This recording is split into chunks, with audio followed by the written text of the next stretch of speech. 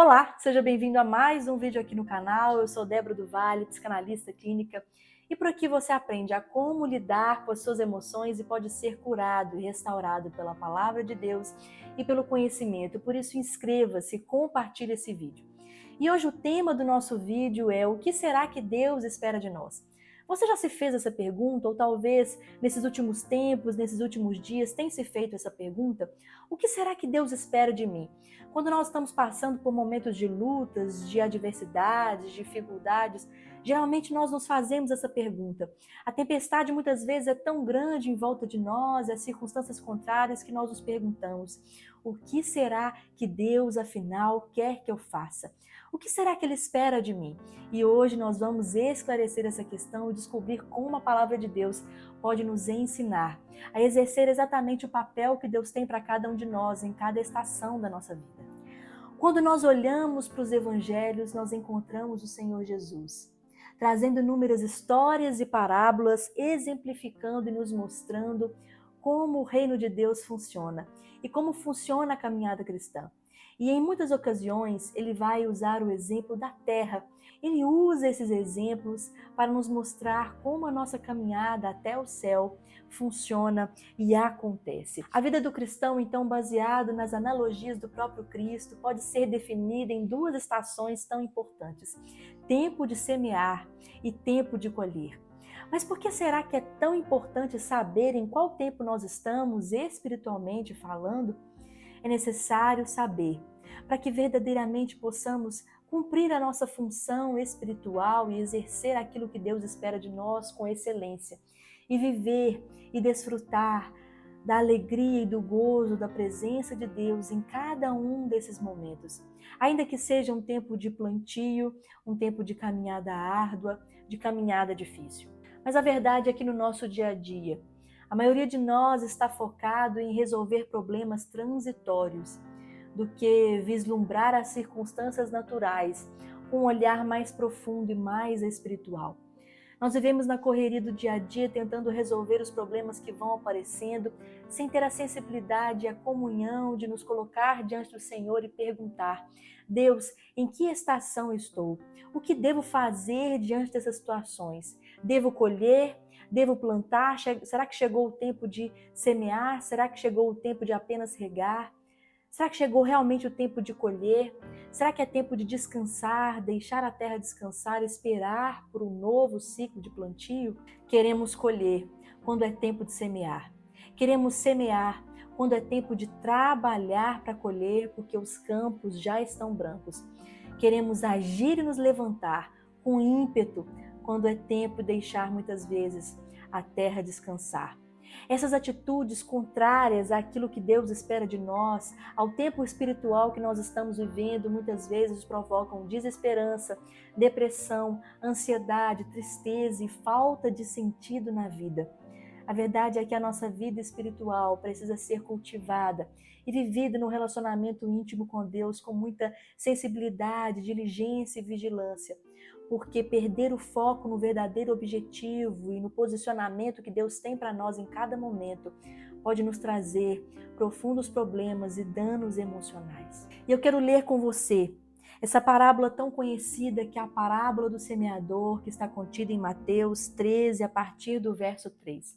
E vamos descobrir algo tão poderoso, um segredo tão poderoso que essa parábola nos dá. Diz assim: Jesus usou parábolas para ensinar muitas coisas. Ele disse: escutem, certo homem saiu para semear. Quando estava espalhando as sementes, algumas caíram na beira do caminho e os passarinhos comeram tudo. Outra parte das sementes caiu no lugar onde havia pedras, muitas pedras e pouca terra. As sementes brotaram logo, porque a terra não era funda, mas quando o sol apareceu, queimou as plantas e elas secaram porque não tinham raízes. Outras sementes caíram no meio de espinhos que cresceram e sufocaram as plantas, mas as sementes que caíram em terra boa produziram na base de 100, de 60 e de 30 grãos por um. E Jesus terminou dizendo: se você tem ouvidos para ouvir, então ouça. O personagem principal dessa história é o semeador. E é interessante perceber que este homem tinha uma única e exclusiva função. Ele precisava sair de um ponto e seguir por um trajeto específico, lançando as suas sementes, semeando. E é interessante perceber que as circunstâncias durante essa história, elas mudam. Os solos mudam, as dificuldades mudam, os animais roubam as sementes e se alimentam dela, os passarinhos levam as sementes, o sol escaldante seca muitas vezes as sementes, impedindo de crescerem, as pedras surgem. Tantas são as circunstâncias contrárias naquele caminho daquele homem. Mas a única coisa que ele permanece fazendo é seguir o seu caminho e continuar semeando. E hoje eu te faço a seguinte pergunta: será que se o semeador tivesse parado para analisar onde as sementes estavam caindo, se os animais estavam comendo as sementes, se o sol estava secando as sementes ou se o solo não era fundo o suficiente, será que se ele tivesse parado para analisar as circunstâncias que estavam ao seu redor naquela caminhada, ele teria chegado ao ponto de encontrar um solo fértil para que aquelas sementes pudessem brotar e germinar em grandes frutos e numerosos frutos? O semeador não parou para regar as sementes. Ele não parou para olhar onde elas haviam caído, nem se o sol estava quente demais. Ele realizou a única e exclusiva função que foi delegada a ele. E por causa disso, no final, ele obteve uma grande colheita. Se alguém tem ouvidos para ouvir, então ouça. Essa é a lição que o Senhor tem para nós nesse dia. Precisamos tirar o foco das circunstâncias contrárias transitórias, dos problemas que irão passar, das provações que irão passar, dos levantes que irão passar, e voltar o nosso foco e voltar o nosso olhar para o Senhor e para aquilo que Ele espera que nós façamos nesse tempo. Também precisamos deixar de lado outro grande inimigo que sempre nos cerca e tem cercado a muitos nesse tempo, que é a comparação.